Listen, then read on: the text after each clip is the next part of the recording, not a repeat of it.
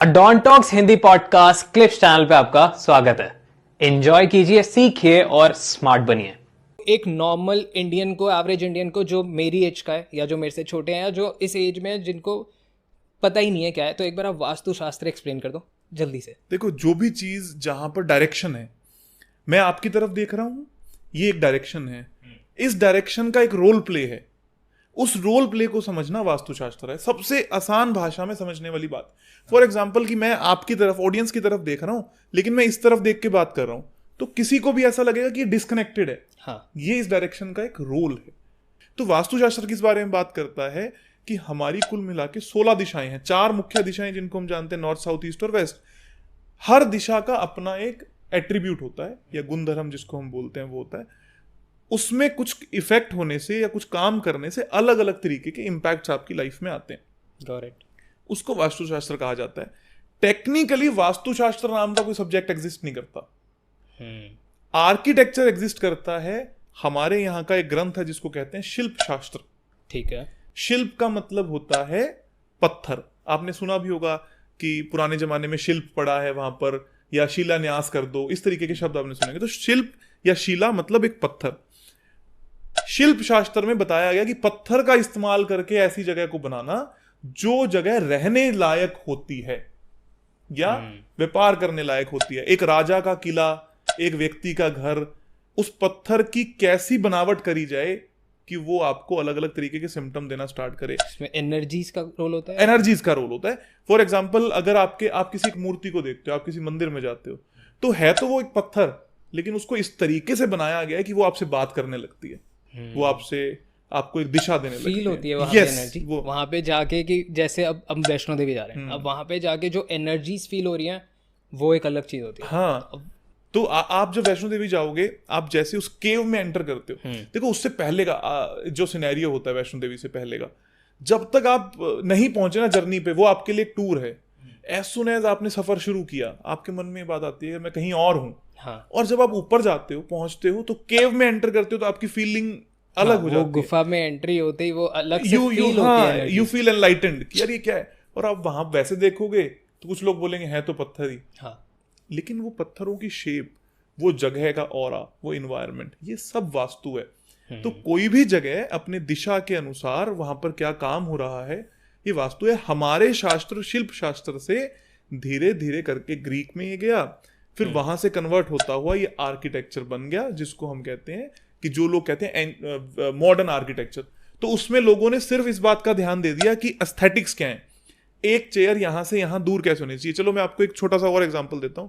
आजकल यूथ जो है वो वैदिक बात नहीं सुनना चाहता। वो क्या सुनना चाहता है कि मुझे कोई मॉडर्न कॉन्टेक्स्ट दो।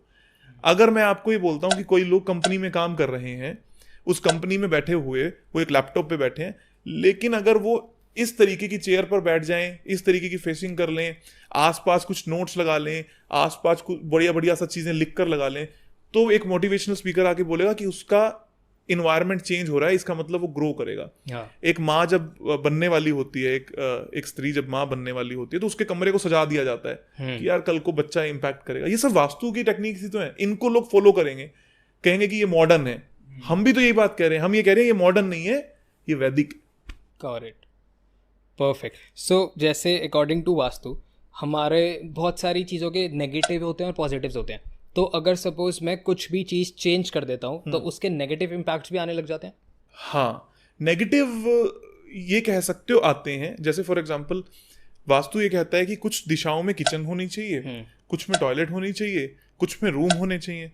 जब ये दिशाएं इंटरचेंज करने लगती हैं एक दूसरे से, तो प्रॉब्लम्स आती हैं। लाइफ में प्रॉब्लम, मैं आपको एक और बात बताता हूँ।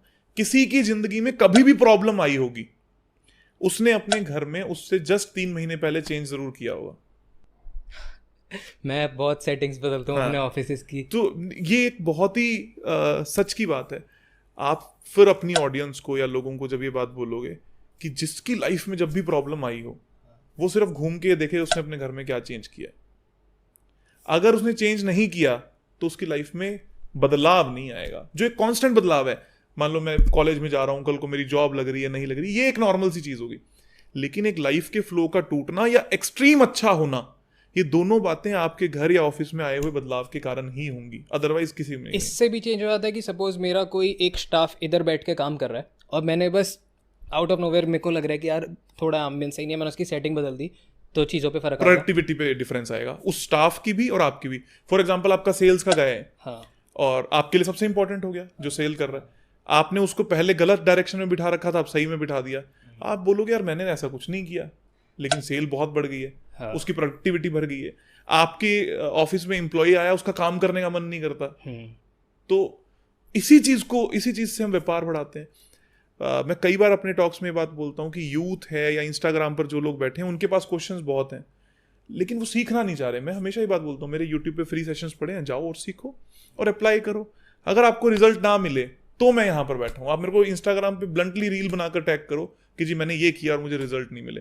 दूसरी बात, मैं ये भी बात बोलता हूँ, जो भारत के अरबपति पूंजीपति जो इस देश को चला रहे हैं, जो मंत्री इस देश को चला रहे हैं, हर व्यक्ति वास्तु को फॉलो कर रहा है, सिर्फ वो आपको नहीं बता रहा।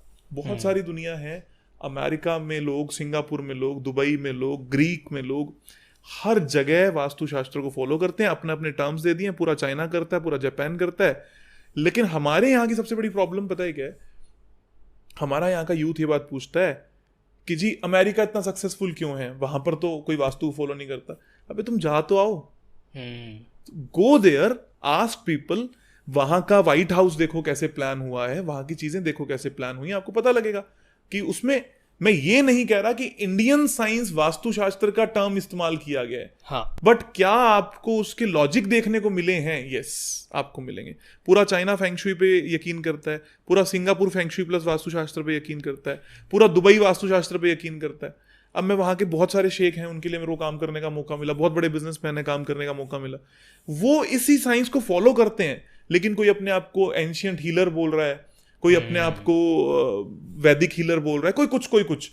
तो लोग इस बात को नहीं समझ पा रहे कि हमें इस बात के प्रूफ की जरूरत भी क्या है कि कोई अमेरिकन आके पर्चा ठप्पा लगाए कि ये साइंस सही है। हमें क्या जरूरत है भाई? अगर अमेरिका नहीं फॉलो कर रहा तो वो डू हेल विद इट। हमें तो इस बात से मतलब है ना कि मेरे लिए ये साइंस काम करती है कि नहीं करती। मुझे मेरे घर में मेरी मम्मी थोड़ा बहुत कई वास्तु के हिसाब से है, क्योंकि हम लोग जब प्रॉपर्टी ले रहे थे तो एक घर था जो मेरे को बहुत पसंद आया, मतलब बहुत बढ़िया घर था, बट उसकी जो फ्रंट था वो कंपेयर अकॉर्डिंग टू हर वो सही नहीं था, कि मतलब उस घर में हम जाते तो चीज़ें नहीं अच्छी सही नहीं होती। होती। तो उनका था, तो हम लोग ना बड़े ऐसे रिबेलियस हो गए थे कि क्यों बीच में टोक लो, क्योंकि घर बहुत प्यारा था। हाँ। सो वहाँ से मेरे को कॉन्सेप्ट समझ आया, और अब जब मैं इन चीज़ों के बारे में पढ़ रहा हूँ तो मेरे को सेंस बना रही है कि नहीं, ये ऐसे वर्क करती है, साइंस है इसके पीछे सब कुछ। हाँ। और ये सिर्फ मम्मी के मुंह से या मैंने अपनी दादी के मुंह से सुना था कि वास्तु के हिसाब से ये होता है, और उसके बाद बहुत लंबे समय तक कहीं सुनने में नहीं आया। हाँ। और जैसे कहा कि फेड हो रहा है, तो